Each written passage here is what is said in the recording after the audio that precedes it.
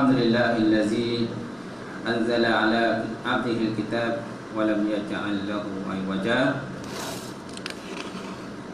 qayyiman liyunzira ba'san shadidan min ladunhu wa yubashshirul mu'minina allazina ya'maluna as-solihat anna lahum ajran hasana makisina fihi abada.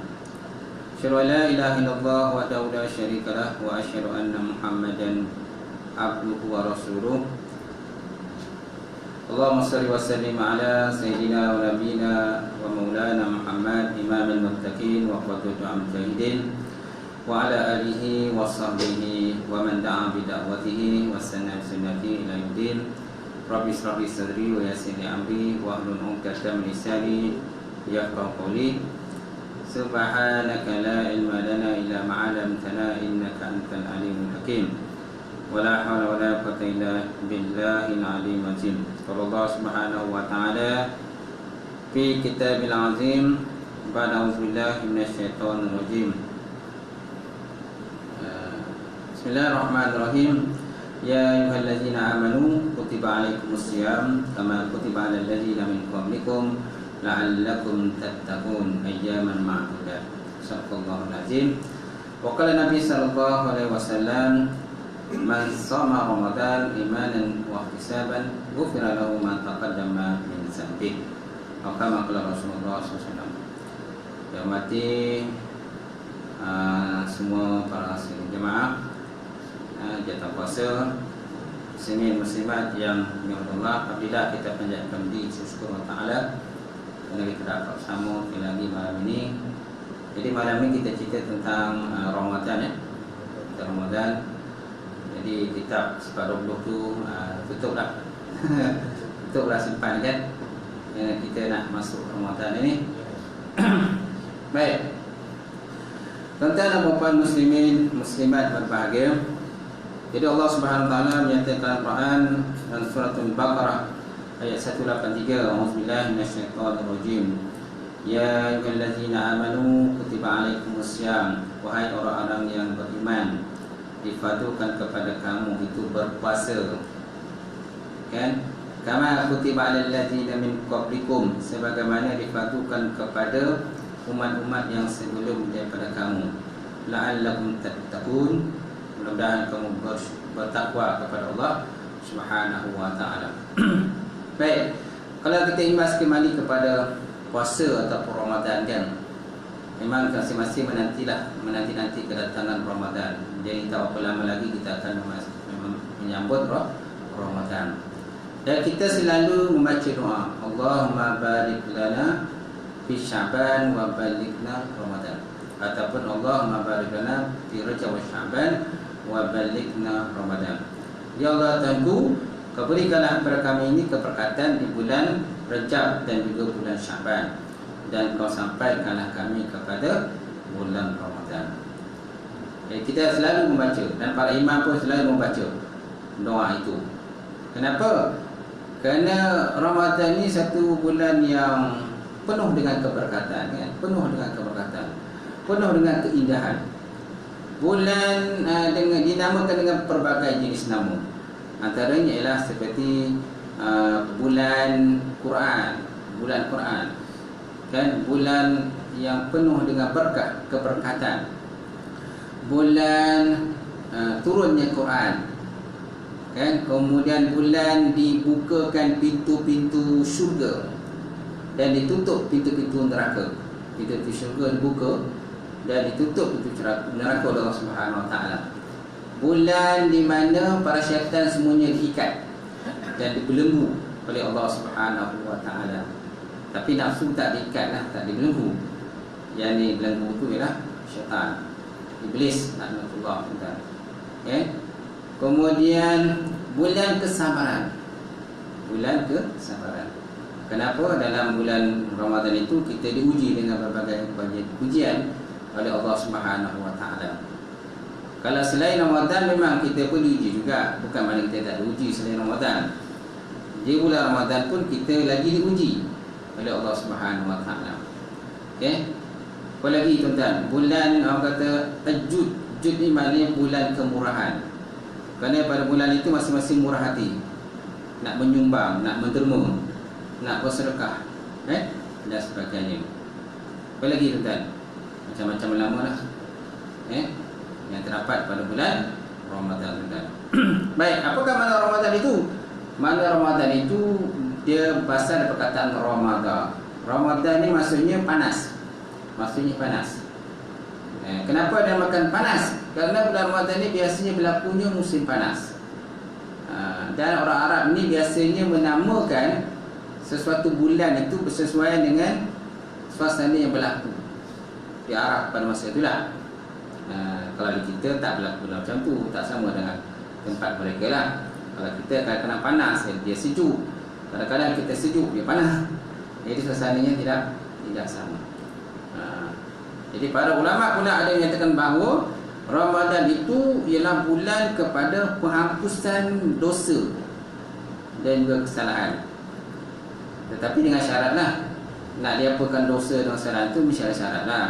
Tak ada semata-mata Allah Ta'ala nak apakan dosa dan maksiat, kesalahan kita, kecuali kita beramal, kita memohon keampunan kepada Allah Ta'ala. Sebabnya Ramadan pun dinamakan sebagai bulan maghfirah, bulan keampunan. Kena banyak kan meminta keampunan kepada Allah Subhanahu Wa Ta'ala. Kerana bulan Ramadan, tuan-tuan, kerana bulan diturunkan Quran, iaitulah pada bulan 17 Ramadan. Allah Ta'ala menurunkan Quran pada 17 Ramadan. Dan Quran itu sentiasa dipelihara. Inna nahnu nazzalna dzikra wa inna lahu lahafizun. Sebenarnya kamilah yang menurunkan Quran dan kamilah yang menjaga Quran itu. Allah Ta'ala juga sebut dalam Quran, inna sanulqi 'alaika qawlan sakila. Ketika Allah SWT menurunkan Quran, dan dalam Quran itu ada satu ayat yang menyatakan bahawa Quran ini merupakan satu perkara yang berat, Inna sanulqi 'alaika qawlan sakila. Semuanya kami menurunkan kepada kamu ya Muhammad satu perkataan yang berat. Satu perkataan yang berat. Inna sanulqi qawlan sakila. Semuanya kami menurunkan kepada kamu itu satu perkataan yang berat. So apakah maksud perkataan berat itu? Para ulama ada menyatakan maksud dengan berat itu tanggungjawab lah. Tanggungjawab yang terdapat dalam Quran itu. Kemudian terdapat dalam Quran juga tentang hukum hakam, hukum qisas, hukum hudud dan sebagainya. Semua ini telah pun disebutkan dalam Quran oleh Allah Subhanahu Wa Ta'ala. Jadi Quran ini merupakan satu perkataan yang berat. Ada juga menyatakan Quran ini memang berat lah. Berat. Amanah yang perlu ditanggung. Sebagaimana yang berlaku cerita kepada baginda Nabi Muhammad SAW ketika Quran diturunkan, tuan-tuan. Kalau seandainya Nabi Muhammad SAW ketika itu dia menaiki kenderaan ataupun menaiki unta, kalau Quran itu turun kepada Nabi ketika Nabi naik unta tadi, maka kenderaan unta tadi terpaksa orang kata berhenti dan terpaksa turun dan duduk ke bawah.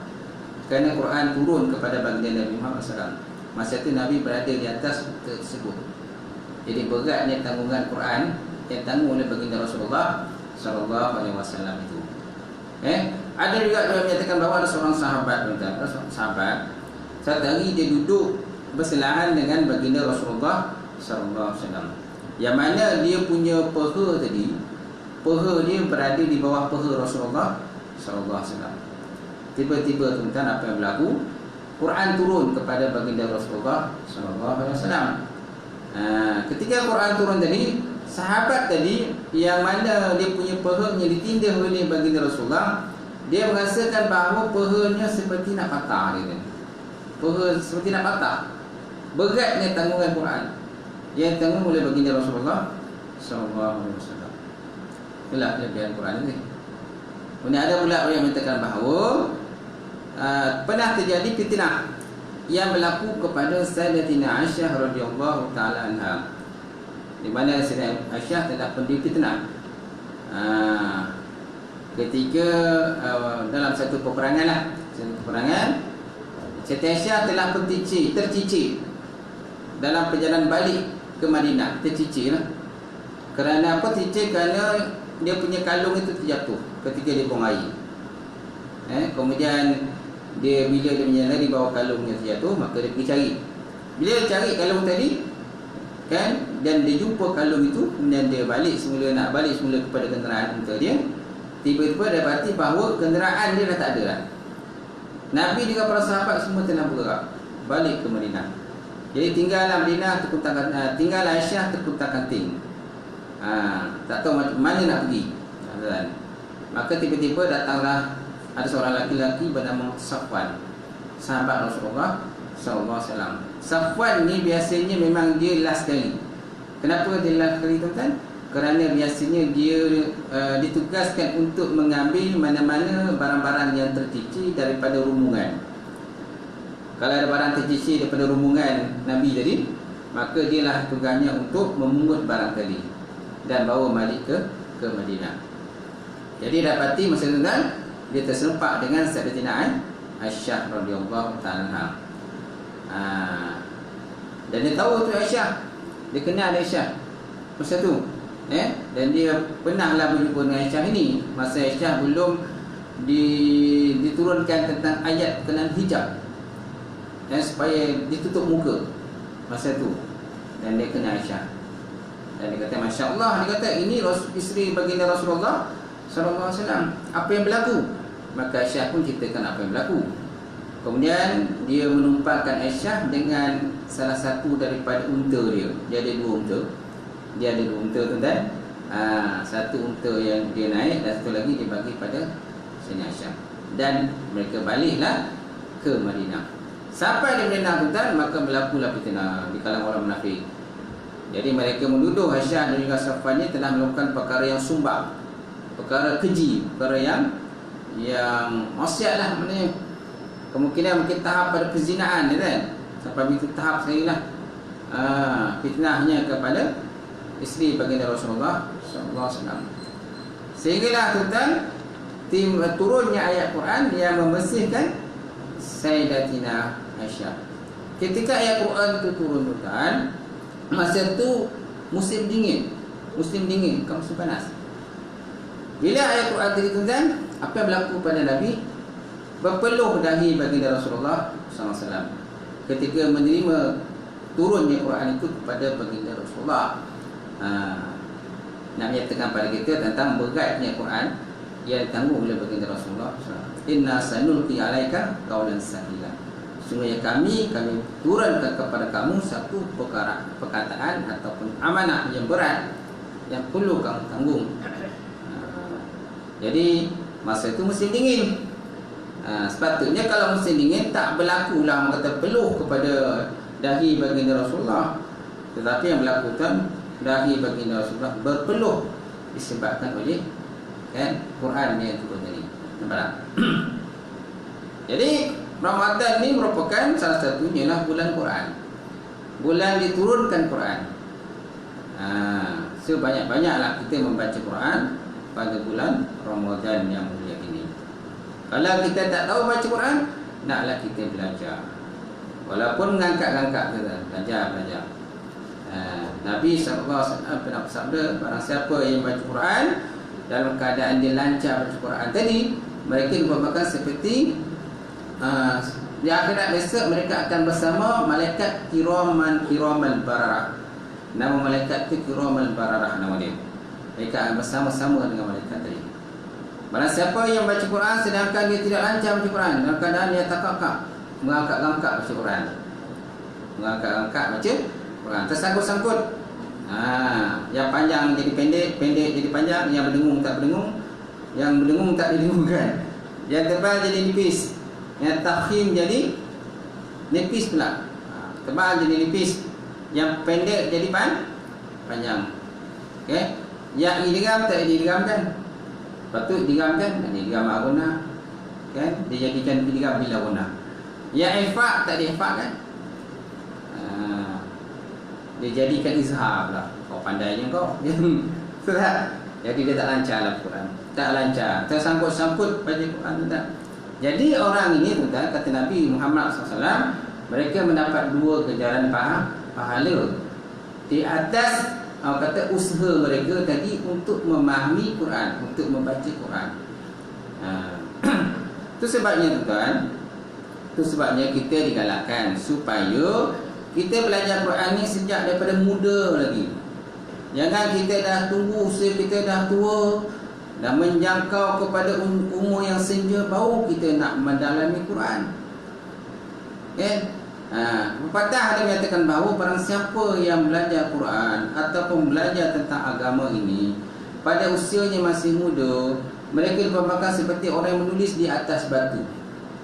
Sedangkan orang yang belajar Quran ini ataupun belajar ilmu ini pada usia telah lanjut, telah penghujung usia, jadi mereka diperbangkan seperti orang menulis di atas air.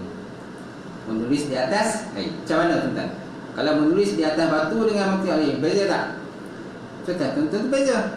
Kalau kita menulis di atas batu, kita punya tulisan tuan-tuan akan kekal. Selagi mana batu tu masih berada di situ. Selagi mana batu tu tak dipecahkan di orang lah, tak ditolak ke beruza dan sebagainya, selagi itu masih di situ, maka kekallah kita punya tulisan tadi. Hatta sehingga puting beliung pun, kan banjir besar dan sebagainya, kalau selagi batu tu masih ada di situ, maka tulisan kita masih kekal. Payah. Tetapi berbeza kalau seandainya kita menulis dalam air. Kita tulis saja nama kita. Nama kita siapa? Hasan. Apa mana Hasan? Baik. Sahabat kita nama Hasan kan? Hasan bin tak tahu dah bapak. Talib. Hasan namanya baik. Ahsan lebih baiklah. Ahsan tau. Kan? Baik, lebih baik. Betul tak? Tapi memang orang baik pun memang rajin belanja orang makan. Tentu kalau nak selalu makan free jumpa Hasan, sebab dia nama baik, selalu belanja orang. Betul tak kan? InsyaAllah. Baik tuan-tuan. Jadi barang siapa yang menulis batas air tuan-tuan, sudah tentu tulisan yang ditulis itu belum hilang lagi, kan? Belum habis kita tulis, tulisan tu dah hilang dah. Air tu dah bercantum semula, tuan-tuan. Itulah bezanya. Kalau kita belajar Quran waktu kita masih muda, berbanding kalau kita belajar Quran kita umur kita dah menjangkau pada usia. Dan lambat pula kita punya pemikiran tu tertangkap. Susah nak tangkap. Kalau muda-muda, fikiran kita masih lagi fresh. Apa saja disuapkan oleh cikgu, oleh guru pada pemikiran kita, kalau umur kita masih muda, senang tak masuk? Senang masuk kan? Tak? Tapi kalau umur kita dah tua, ingatan pun dah banyak hilang. Kunci rumah pun kadang-kadang selalu lupa letak ke mana. Rumah cakap letak tu kat tiang tu tapi biasa kadang-kadang kita ni nak copet. Tapi yang kadang-kadang letak bawah kitab, letak bawah buku, letak solid sana tu solid sini. Bila nak pakai kereta, nak pakai motor, dah kelangkar pun cari. Dah mana-mana. Lah siapa kena marah? Rumah yang kena marah. Tak? Anak yang kena marah. Tak mana-mana kunci letak tadi. Sedangkan dia pun salah letak. Kita yang salah letak tu kan. Baik. Tuan-tuan dan puan, muslimin muslimat yang berbahagia. Jadi makna Ramadan tadi apa? Makna Ramadan itu ialah, kalau daripada bahasa itu Ramadan itu maknanya orang kata musim panas. Jadi musim panas disamakan dengan penghapusan daripada dosa dan kesalahan. Itu sebab Nabi SAW kata awaluhu rahmah wa awsatuhu maghfirah wa akhiruhu itqu minan nar. Permulaan Ramadan itu ialah rahmat daripada Allah Subhanahu Wa Taala. Siapa yang tak nak rahmat? Semua nak rahmat daripada Allah Taala. Kecuali orang yang memang kata hatinya kering, hatinya degil, hatinya keras. Orang hati keras memang dia tak nak rahmat Allah Taala. Dia nak cari rahmat lain. Dia nak cari rahmat yang selain daripada Allah Taala rahmat. Boleh ke dapat? Tak ada siapa boleh rahmat kecuali Allah Subhanahu Wa Taala sendiri. Kemudian pertengahan Ramadan maghfirah, keampunan daripada Allah Subhanahu Wa Taala. Jadi kalau kita nak keampunan mesti melalui pertengahan Ramadan. Kemudian 30 yang akhir itqul minan nar, kemerdekaan daripada api neraka. Kalau kita nak merdeka daripada neraka, mesti kita sampai kepada penghujung Ramadan itu. Berpuasa dan juga beribadah kepada Allah Subhanahu Wa Taala. Jangan hanya pada permulaan Ramadan saja. Bulan Ramadan tu bersungguh-sungguh dia. bersungguh-sungguh dia datang tarawih, bersungguh-sungguh dia baca Quran, bersungguh-sungguh bersedekah. Tapi bila sampai pertengahan Ramadan, mana keampunan tu dia tak nak pula. Rugilah kita. Kita nak keampunan, dia nak rahmat je. Kita nak satu package lengkap tu tak? Kita nak satu package. Kalau kita buat program apa-apa, biasa kita nak package tak? Nak package. Nak pergi umrah, nak package yang menarik dan cantik. Semua nak cantik dan menarik. Nak kata buat majlis kulit kenara, nak package, satu package yang cantik dan menarik dan murah tak? Murah. Kita nak pergi melancong, semua nak satu package. Ada tak package yang menarik kan? Hotel 5 bintang kan? Lepas tu dekat pula tempat masjid, nak senang nak pergi sembahyang Jumaat. Lepas tu orang kata dapat pula pemandu pelancong yang baik, pandai pula cakap Melayu kan? Ni cakap Korea, tak kerti cakap Melayu. Macam mana kita nak kenal juga Korea? Dia tak kerti cakap Melayu, tak kerti cakap orang putih. Cakap Korea lah, terpaksa dah belajar cakap Korea. Betul tak? Jadi kalau dia tipu kita pun pula-pula dah kena tipu. Kalau dia bawa kedai yang bukan Islam, makan bukan Islam, kita pun makanlah makanan yang bukan Islam. Kerana kita tak tahu, tak faham cakap dia, betul tak? Jadi semua kita nak bagi. Jadi Ramadan pun kita nak satu package yang menarik daripada Allah Subhanahu Wa Taala. Jadi Allah Taala sediakan package yang menarik. Siapa dalam Ramadan? Puasa dia tengoklah penuh, lengkap dan cantik. Puasa kita tu naklah mata kita dijaga, telinga dijaga, mulut dijaga. Kita nak package yang menarik, nak pahala besar, betul tak? Lepas tu siap dengan tadarus dia, siap pula sedekah dia. Sedekah, kena banyak sedekah. Nabi SAW kan, baginda Nabi memang suka sangat sedekah. Itu sebabnya bulan Ramadan dia katakan bulan Al-Jud, mana bulan untuk kita bersedekah, ataupun Syahrul Sedekah. Kerana Nabi suka bersedekah. Kalau dalam bulan Ramadan, Nabi lagi suka bersedekah. Diumpamakan seperti angin yang berhembus. Angin yang berhembus, mudah sangatlah mengalirnya sesuatu daripada tangan baginda Rasulullah SAW untuk dihulurkan kepada orang-orang yang memerlukan. Itulah sifatnya ada pada Nabi Muhammad SAW. Dan kalau boleh tentang sedekah kita hulurkan itu, kalau boleh menggunakan tangan kanan, jangan bagi tangan kiri. Macam kau ajar sikit lah. Ataupun kita bagi tangan kanan dan kiri. Kecuali kalau memanglah benda kita nak bagi itu saiz dia besar, memanglah kita terpaksa bagi dengan tangan dan dengan kiri. Tapi kalau setakat duit tuan-tuan, takkan kita nak bagi dengan tangan kiri, cukuplah bagi dengan tangan kanan. Kerana Nabi SAW bersabda kan, ada 7 golongan yang mendapat naungan Allah Ta'ala, yang tidak ada naungan melainkan naungan Allah Subhanahu Wa Ta'ala. Apa dia tuan-tuan? Pertama, imamul adil, pemimpin yang adil. Yang kedua, rajulun nasya'u fi ibadati rabbih, lelaki yang banyak menghabiskan masanya dengan beribadah kepada Allah Subhanahu Wa Ta'ala. Ada orang yang menyatakan bukan rajulun, syabun. Syabun makna pemuda. Pemuda yang banyak menghabiskan masanya dengan beribadah kepada Allah Ta'ala. Yang ketiga, rajulun qalbuhu mu'alliq bil masajid, lelaki yang hatinya banyak terpaut dan tersangkut ke masjid. Tuan-tuan ni termasuk kumpulan orang-orang yang hatinya terpaut dan tersangkut ke masjid. Habis perempuan je ustaz, lelaki je ke? Walaupun dalam hadis itu disebut lelaki, tapi tak dikecualikan perempuan tu masuk juga.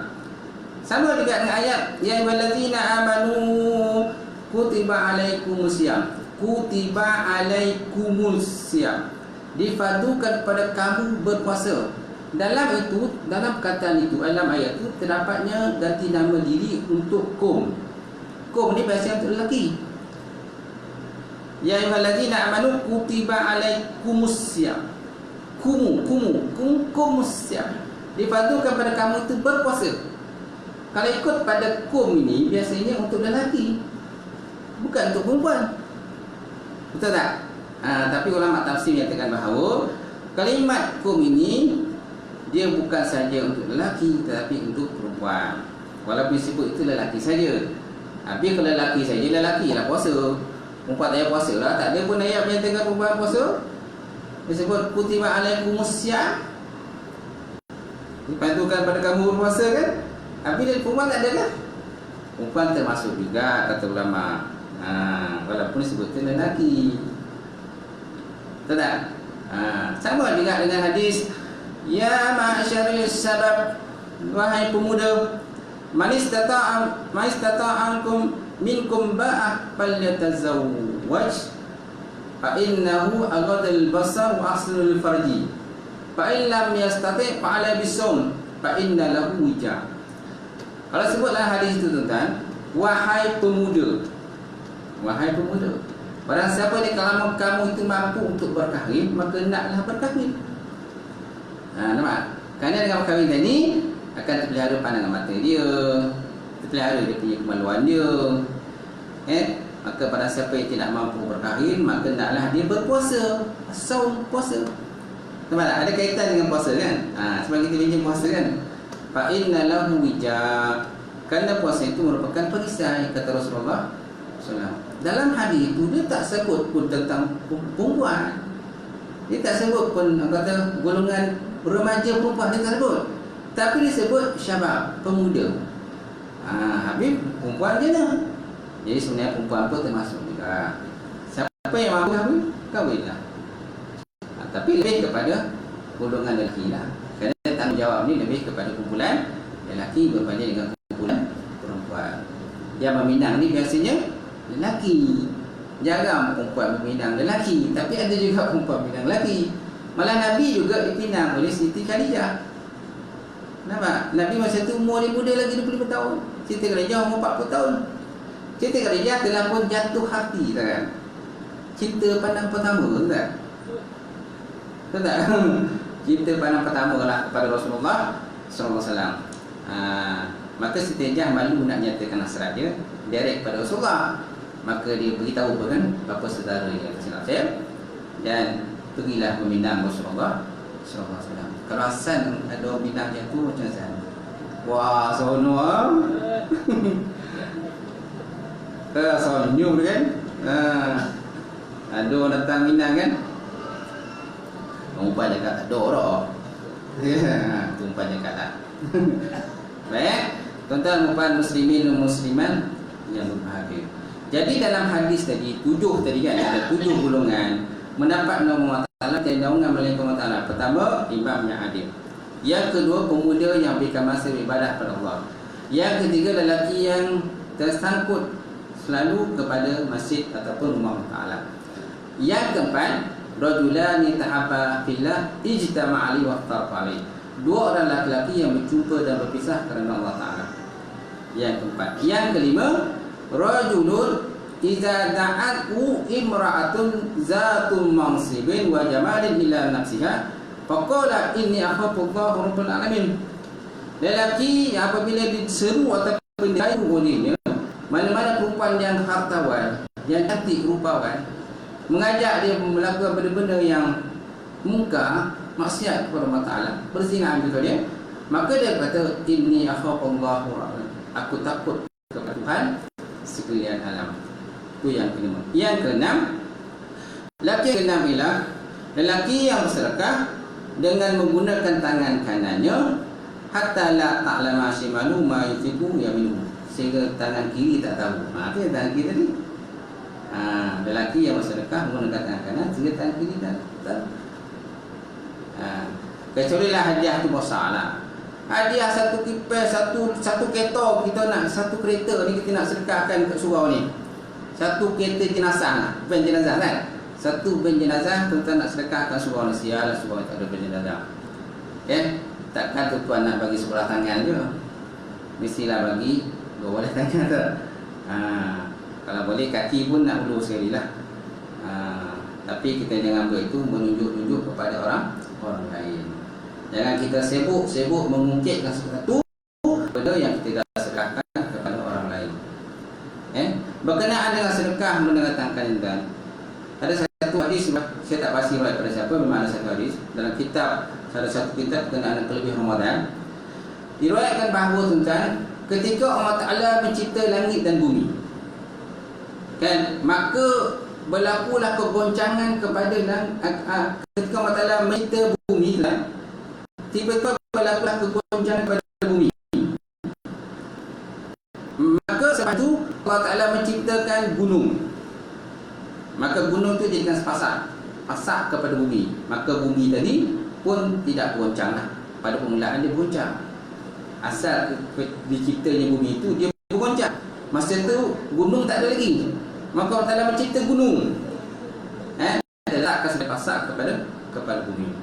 Maka para malaikat pun kan, bila melihat gunung diciptakan dan berjaya menghentikan bumi yang bergoyang tadi, maka para malaikat pun takjublah. Jadi mereka pun bersisik dalam mereka. Kemudian mereka bertanya kepada Allah, ya Allah Tuhanku, kami takjub dengan penciptaan gunung ini yang menyebabkan bumi berhenti bergoyang. Maka ya Allah, ada tak satu ciptaan lain yang lebih hebat daripada bumi? Maka ada satu ciptaanku yang lebih hebat daripada gunung. Apa dia Allah? Iaitulah besi. Besi lebih hebat ciptaan daripada gunung. Kenapa besi lebih hebat ciptaan daripada gunung? Kerana besi ni kalau seandainya lah gunung ditarah, berdarah sebenarnya, jadi gunung pun boleh kata disebabkan oleh Boroza bagian ini kita oleh manusia. Tetapi besi ini susah sikit sebab dia keras, susah sikit lah kalau nak. Kalau tidak pun mungkin kopak kapik lah dia punya Boroza tadi, dia punya tempat tolak tu, kawut itu, betul? Jadi para malaikat pun takjublah dengan penciptaan besi. Kemudian malaikat bertanya kepada Allah, ya Allah, ada tak engkau ciptakan satu benda yang lebih hebat daripada besi? Maka Allah Ta'ala kata, ada. Kan? Ada. Iaitulah api. Itulah api. Maka malaikat pun takjublah dengan penciptaan api. Kenapa tuan-tuan? Api ni lebih hebat daripada besi, kerana api ni dia boleh melenturkan besi. Besi itu boleh kita tempur kan? Kita boleh olah besi itu kepada apa saja bentuk kita nak, tetapi dengan syarat mesti dicairkan dengan menggunakan api. So maknanya api lebih hebat ciptaannya daripada besi lah. Kemudian para malaikat tanya kepada Allah, ya Allah, ada tak satu benda yang cipta lebih hebat daripada api? Maka Allah Ta'ala kata, ada. Iaitulah air. Air, ya ke? Kan? Buktikan, kan? Buktikan. Tengok cerita film kita. Kan cerita 74 malam tu, buktikan. Kali buktikan oleh filem itu cerita 74 malam. Jadi kenapa tuan-tuan air lebih hebat daripada api? Kerana air itu dia boleh memadamkan api. Kita tengok tuan-tuan macam mana. Maka biasanya lah kalau rumah terbakar kan, jadi kita panggil bomba lah. Jadi bomba pun datang, kan, dia bawa lah dia punya api, dia punya air. Kalau dia tahu air, mungkin dia carilah pilih air, dia akan pasang. Kalau tak ada, contohnya tekanan air itu rendah kan, maka dia siput dia punya lori tangki besar tu, lori tangki datang. Jadi bagi dia punya sokongan untuk memandangkan. Jadi para malaikat bertakjublah dengan menciptakan air. Kemudian para malaikat tanya Allah, ya Allah, ada tak satu benda lain yang lebih hebat daripada air? Maka Allah Ta'ala kata, ada. Iaitulah angin. Angin lebih hebat daripada air. Kenapa tuan-tuan angin lebih hebat air? Tuan-tuan lihat saya di laut. Di laut tu yang begitu luas. Apakah apabila Allah Ta'ala menciptakan angin, angin tadi boleh menolak air sampai ke daratan. Dengan dia punya tekanan yang kuat, dengan apa pusing, dengan ribut papan tadi kan, maka air tadi boleh diangkat sampai ke atas dan dihantar ke daratan. Itulah kehebatan angin yang diciptakan oleh Allah Subhanahu Wa Taala. Jadi para malaikat pun takjublah dengan penciptaan air. Kemudian malaikat tadi tak puas hati itu, tak puas hati lagi. Tanya lagi kepada Allah Taala, ya Allah, ada tak satu benda yang lebih hebat daripada air? Maka Allah Taala kata ada. Iaitulah orang-orang yang bersedekah pada bulan Ramadan dan mereka bersedekah dengan menggunakan tangan kanannya, sehingga tangan kirinya tak tahu apa yang telah dilakukan oleh tangan kanannya. Masya Allah tuan. Itu kena banyaklah sedekah menggunakan tangan kanan. Itu pun kalau ada tangan. Kalau tak ada tangan macam mana Ustaz? Tangan tak ada kudung je, yang ada tangan kiri je. Bagilah dengan tangan kiri. Nawak macam mana? Yelah kadang-kadang orang ni yelah Allah Ta'ala ya, mungkin sebab kadang-kadang berlaku musibah pada diri dia, kemalangan jalan raya ya, maka dia punya tangan dia hancur. Nak tak nak doktor kata ini kena potong tangan kau ni, kalau tidak nanti kuman. Lagi berebak kan, lagi teruk kau punya dan kau. Maka kalau ada potong, maka potonglah, sign lah. Sign kan, kalau doktor kata kena sign dulu, ataupun waris dia sign. Mereka nak potong lah. Ya, kalau tangan tak ada tu kudung. Tapi tangan kudung jangan kita jadikan alasan kita tak boleh beribadah dalam ketaatan ataupun bekerja. Ada di kalangan kita kadang-kadang sebabkan oleh kudung maka dia malas bekerja. Dia pun bagi kadang-kadang ada kalau kita ni sihat pun, sihat walafiat. Kan, cukup anggota badan. Mata boleh melihat, telinga boleh mendengar, tapi masih lagi nak minta sedekah. Kan duduk kat tepi masjid tu. Kan? Bawa surat. Kita sedekah. Bukan mana orang kita bagi, tak ada. Orang kita tu bagi. Yang suka sedekah. Apalagi kalau bulan Ramadan tak? Yang suka sangat sedekah. Tapi sifat atau sikap suka meminta ini satu sikap yang tidak baik sebenarnya. Yadullahu fawqa aydihim. Yadullahu khairum min yadis-sufla. Tangan yang di atas itu lebih baik daripada tangan yang di bawah. Kita nak jadi tangan atas atau tangan bawah? Sudah tentu kita nak bagi tangan atas. Kita nak di belah atas, bukan nak di belah bawah. Tapi ada yang kalangan kita ini suka meminta-minta daripada orang. InsyaAllah. Tuan-tuan dan puan muslimin muslimat yang berbahagia. Jadi sesungguhnya Allah Subhanahu Wa Taala menjadikan bulan Ramadan ini dengan berbagai nama terilah bulan penuh dengan maghfirah, keampunan daripada Allah Subhanahu Wa Taala, bulan kemerdekaan daripada api neraka, bulan keberkatan, apa lagi tuan-tuan? Banyak sangatlah. Kalau kita rujuklah. Tuan-tuan dan puan muslimin muslimat berbahagia. Jadi pada bulan Ramadan yang mulia ini kan, jadi kita digalakkan banyak bersedekah. Banyak bersedekah. Nabi tadilah. Kemudian kita banyak baca Quran. Kita banyak berzikir kepada Allah Subhanahu Wa Taala. Dan kita kurangkan bercakap. Kurangkan membawang sekalian. Membawang kan. Mengunyit, menumis. Tergolak kita punya fungsi. Tahu tak mengunyit? Saya tak tahu mengunyit bodoh kan. Okey. Faham kan? Jadi kurangkanlah mengumpat. Nabi sallallahu alaihi wasallam bersabda ada 5 perkara yang kita punya pahala puasa itu terbatal. Bukan puasa terbatal tapi pahala terbatal. Kalau puasa terbatal itulah makan yang bincang hari saja. Muntah dengan sengaja terbatal. Bertubuh di siang hari. Baru kahwin. Baru kahwin suami isteri. Kan? Kata jangan kahwin dulu. Tunggulah akhir Ramadan. Dia nak minat sebelum Ramadan. Tak ada apa-apa bulan awal. Kalau terbapas macam tu kan, kena memerdekakan seorang hamba. Masya-Allah. Kalau tak mampu naklah berpuasa 2 bulan berturut-turut, masya-Allah. Kalau tak mampu bagilah makan kepada 60 orang fakir miskin yang silap saya kan. Itulah. Tapi dia itu punya ikut tertib lah. Bukan makna pilihan. Aku nak pilih yang pertama, tak nak pilih kedua. Dia ikut pilihan lah yang pertama, ataupun nak pilih yang last sekali. Tak nak pilih yang pertama, tak boleh. Dia ikut turutan. Kalau yang pertama tak boleh, kita ambil yang kedua. Kedua pun tak boleh, ambil yang ketiga. Dari situ berkenaan kata persetubuhan di bulan Ramadan. Okay?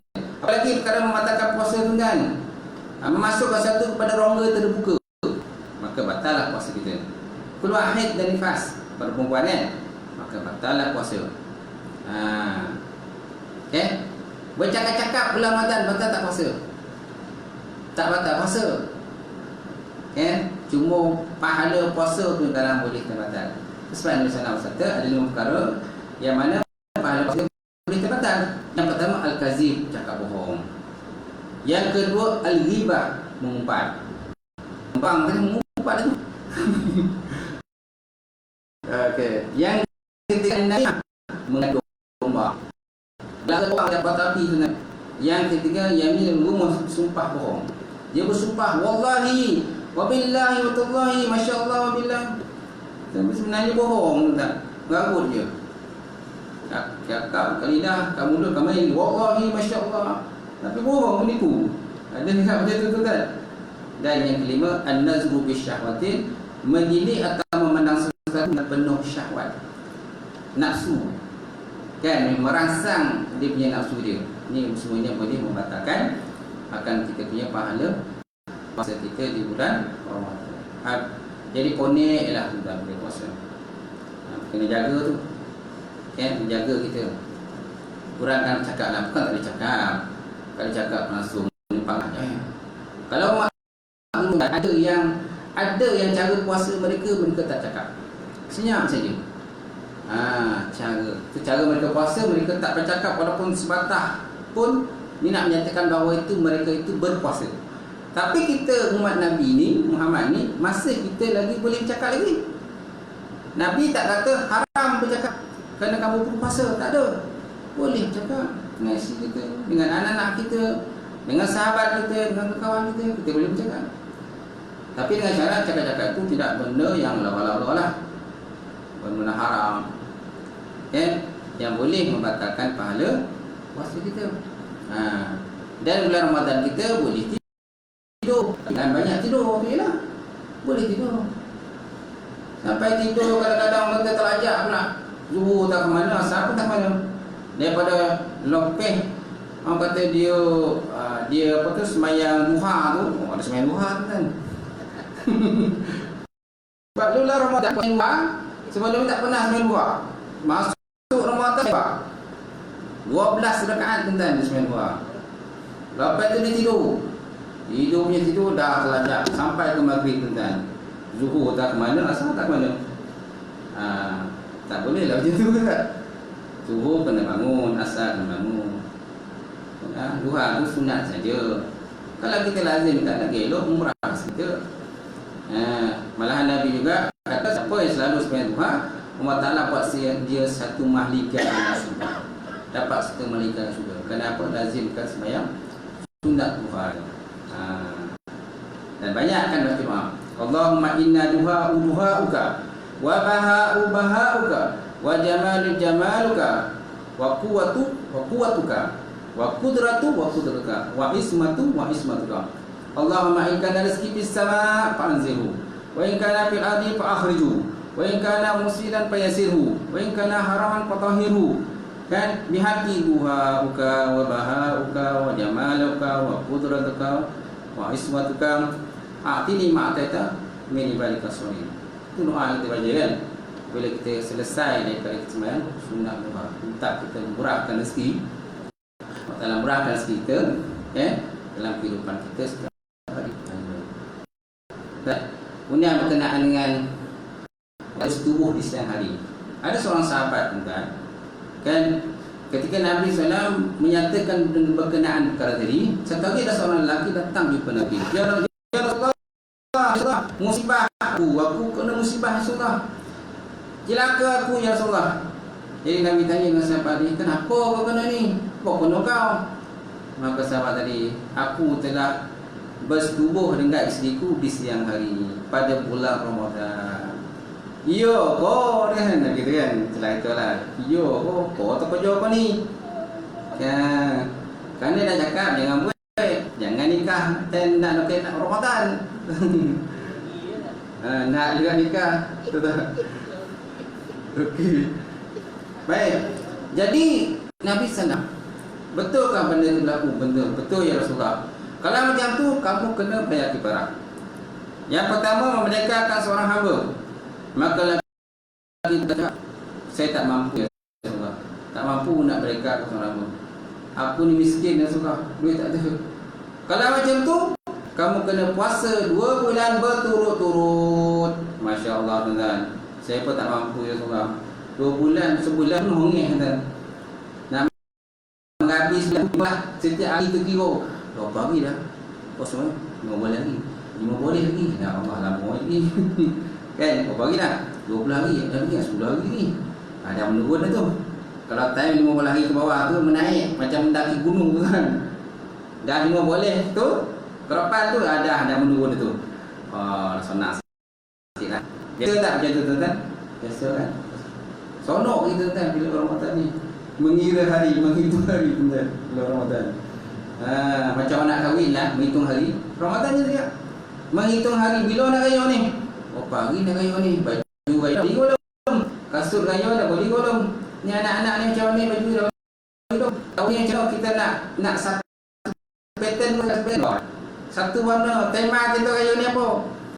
Sibuk tu tema hijau. Hijau pas hijau. Biru. Okey ni apa oren.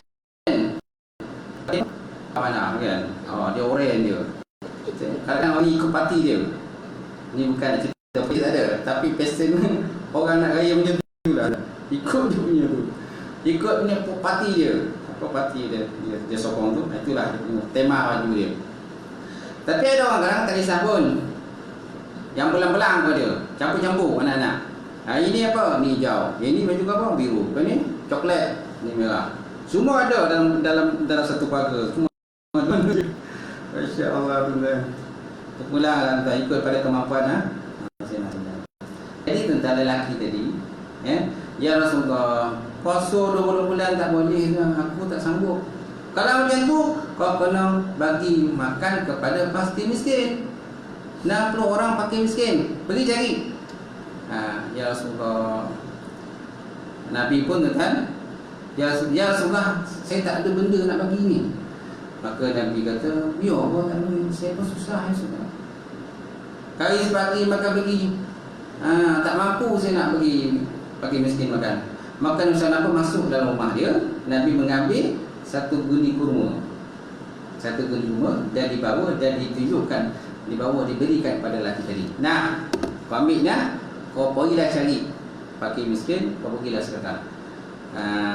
Bijang lelaki tuan-tuan. Cukup boleh. Tapi tuan-tuan dengan ubah lah. Cik ubah kau pun faham. Tapi yang kata yang ibu tunggal, bapa tunggal, dia senang lah. Dia tak ada benda-benda. Dia tak ada kaitan dalam bab tu. Yang ada kaitan ni yang berkahwin tu. Golongan-golongan muda yang baru berkahwin, mendirikan rumah tangga. Dia tak faham lagi. Satu lagi kadang-kadang bila pada satu Ramadan ni tuan, kadang-kadang kita terbabas. Terbabas dalam bab makan ataupun minum. Maklumlah tuan-tuan, sebelum ni kita memang suka makan minum, pagi-pagi mengeteh. Lepas tu orang kata kena pula tertarik pula. Lepas tu kena nak roti canai, semua-semua lah. Kat depan tu, depan kedai Pak Abu tu. Depan kedai Pak Abu tu, mengeteh situ. Dah pagi Ramadan yang pertama tu dah terlupa pula. Waktu sahur tu dia ingat. Waktu sahur dia ingat dia puasa.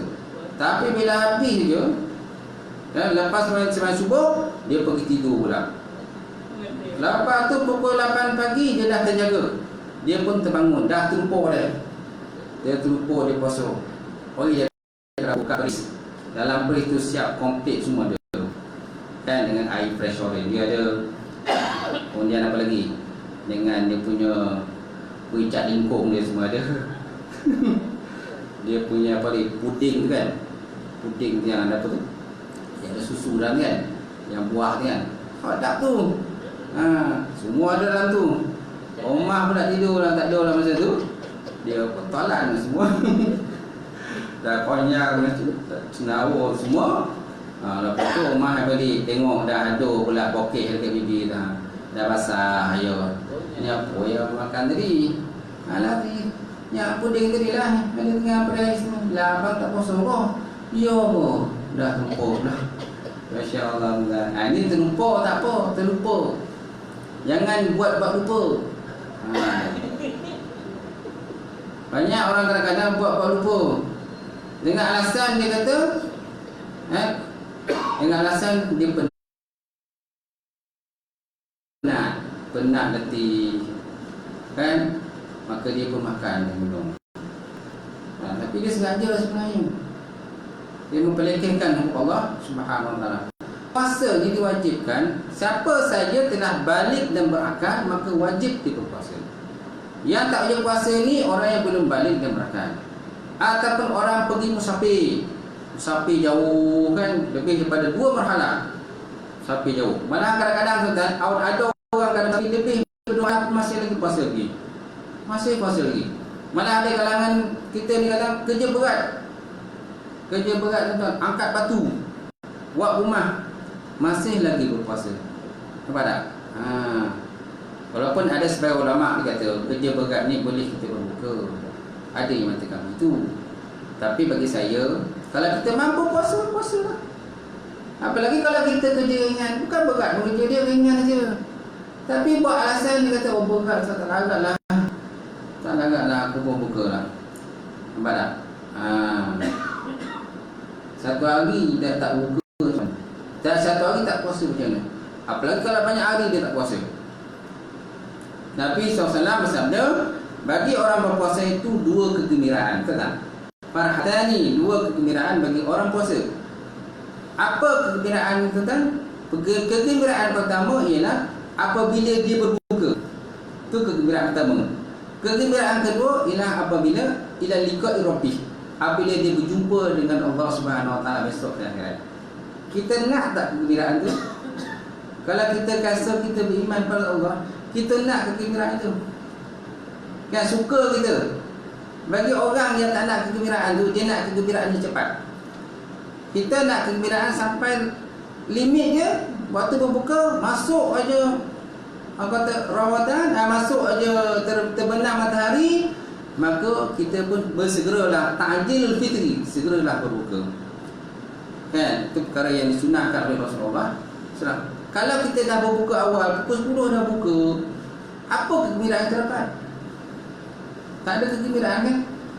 Pukul 12 kita dah buka dah, dengan alasan kita letih, dengan alasan kita penat, macam-macam alasan. Sedangkan boleh lagi tahan lagi, bukan tak boleh tahan pun. Tak, badan tak, kan, boleh angkat berkilo-kilo, tapi puasa pun tak nak buat macam mana? Allah Ta'ala tuan-tuan sebenarnya, kan, dah banyak sangat Allah Ta'ala bagi nikmat pada kita. Kadang-kadang tuan, kalau manusia ni dia malas berbuat sesuatu kewajipan tadi dengan alasan dia kata dia bosan. Contohnya Pak semayang. Kita semayang, saya semayang 5 kali, kan. Bagi orang yang tak taat pada Allah, dia tak nak semayang, dia malas semayang dengan alasan bosan, dia kata. Aku tak nak semayang lah, bosan lah. Asyik-asyik semayang, asyik semayang, asyik baca Fatihah, asyik-asyik nak kena angkat wuduk. Kalau semayang nak kena angkat wuduk, kan. Jadi dia rasa bosan. Kita juga bagi orang yang puasa. Bagi orang yang malas puasa, dia kata boleh puasa, asal Ramadan ni puasa. Boleh tak puasa? Tak. Mereka berkira-kira terhadap Allah Subhanahu wa taala. Tapi adakah Allah Taala berkira-kira pada dia? Nampak? Ada tak Allah berkira-kira pada kita? Dalam rezeki, ada tak Allah Taala berkira-kira pada kita? Tak ada, kan? Ada rezeki sentiasa Allah Taala bagi pada kita. Ada saja makanan Allah Ta'ala bagi kita. Ada saja minuman Allah Ta'ala bagi kita. Kenapa Allah Ta'ala tak bosan pada kita, bagi rezeki bagi kita? Kalau dia kan Allah Ta'ala bosan juga, kan? Bosan bagi rezeki pada manusia. Asyik nak bagi rezeki manusia je. Bosan aku, kata Allah. Lepas itu dia tak tahan pelanggan aku tu. Bosannya aku, kata Allah. Tapi ada tak Allah Ta'ala bersifat begitu dengan pada kita, pada manusia? Bosan? Tak ada Allah Ta'ala bosan kita tu. Kita taat ke tak taat ke, masih lagi dapat nikmat rezeki kepada Allah Ta'ala. Tak ada aku bosan, kata Allah. Tapi manusia dalam bab semayang pun dah bosan. Nak datang ke masjid ke surau pun bosan. Nak angkat wuduk pun bosan. Bosan lah semayang ni. Nak kena angkat wuduk pula, leceh lah. Nak kena tutup aurat lah macam aku tak suka tutup aurat. Biar terbonggeng kepala macam tu, macam perempuan lah. Tak suka tutup aurat ni, panas. Buang masa tutup aurat ni. Ataupun dia kata tak moden lah. Kalau tutup aurat ni tak moden. Sebenarnya siapa yang tak moden ke tak? Orang yang tak tutup aurat lah sebenarnya tak moden ke tak? Orang yang tutup aurat moden. Yang tutup aurat itu bukan makna orang kata fikiran kita tertutup, tidak. Malah kita lihat orang tutup aurat fikirannya lagi cegedik pula. Cegedik fikirannya walaupun dia tutup aurat. Apa nak tuan? Cerita ni memang tak habis ni. Sikit boleh ya? Boleh. Saya kalau cerita tu panjang kan. Jadi kita kembali pada tadi. Jadi Allah Ta'ala tentang tidak pernah bosan pada kita. Tapi sayangnya manusia ni bosan kepada Allah. Bosan, dia kata kewajipan yang aku nak buat ni. Bosan aku ni nak puasa, dia nak puasa. Paksalah berlapar. Lepas tu nak kena sahur pula, dia kata. Lepas tu buka pula, nak kena beli makanan, nak buka. Tapi time gayo boleh pula. Aduh gayo baju gayo siap. Tapi bila puasa bosan. Kewajipan Allah Ta'ala bagi pada dia lah. Sepatutnya kita tak boleh bosan. Dan kita kena banyak baik kepada Allah Ta'ala. Hadis kursi Allah Ta'ala sebut, dia kata aku di atas sangkaan hamba terhadap diriku. Aku di atas sangkaan hamba terhadap diriku. Apa yang manusia itu sangka pada Allah, itu sangkaan dia, kata Allah. Kalau sangka aku ni kelekut, kata Allah. Kalau ada sangka dia besok masuk neraka, dia pun akan masuk neraka. Kalau ada sangka aku ni tidak adil, kata Allah, mana aku ni tidak adil. Kalau kita sangka Allah Ta'ala yang bersifat adil, Allah Ta'ala yang bersifat pemurah, Allah Ta'ala bersifat pengampun, dan besok akhirat kita masuk syurga. Jadi kita di atas apa yang kita sangka terhadap Allah Ta'ala. Kalau kita sangka baik kepada Allah, maka kita pun jadi baik. Kalau kita sangka buruk kepada Allah Ta'ala, maka kita pun jadilah buruk. Perangai pun kita buruk, akhlak pun buruk. Kenapa? Kerana kita banyak bersangka buruk terhadap Allah. Itu sebabnya ada orang Malaysia kadang-kadang sama je, Ramadan ke tak Ramadan sama je. Tutup aurat ke tak tutup aurat ke sama je pada dia. Dia tetap tak tutup aurat apabila dia keras hati manusia kan. Kenapa? Kerana dia dah sangka macam tu pada Allah. Boleh kan? InsyaAllah. Itu sajalah tentang apa kita kongsikan pada malam ni. Kan? Apa yang lebih itu Allah Ta'ala, dan apa kurang itu kelemahan saya. Wallahu a'lam bishawab. InsyaAllah. Ada soalan tak? Sebelum saya tutup, ada soalan?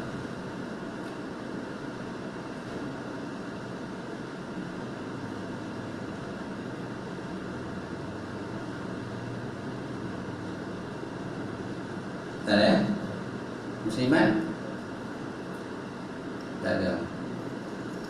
Muslimin diam itu kan, diam tu kan faham itu. Apa dia Ustaz ni? Sihat Ustaz. Allah. Kita auzubillahi minasyaitonir rajim. Amin. Allahumma zidna ilman nafi'an wa yakin sallallahu taqabbal askan halalan mubarakatan katsira wa siyatan ya alim wa lana qulubana bi nuri barakatika wa fahmil qalbin. Allahumma fakina bidin Allahumma fakina bidin. Allahumma infa'na hadza jam'an marhuma wa tafarraqna min ba'di tafarraqan ma'suma. Rabbana iftah bainana wa baina qawmina bil haqq Fatihin. Allahumma barik lana fi Sya'ban wa ballighna Ramadan. Rabbana atina fid dunya hasanah wa fil akhirati hasanah wa qina adzabannar. Subhana rabbika rabbil izzati amma yasifun wa salamun alal mursalin. Qaballahu minkum. Qabal ya karim.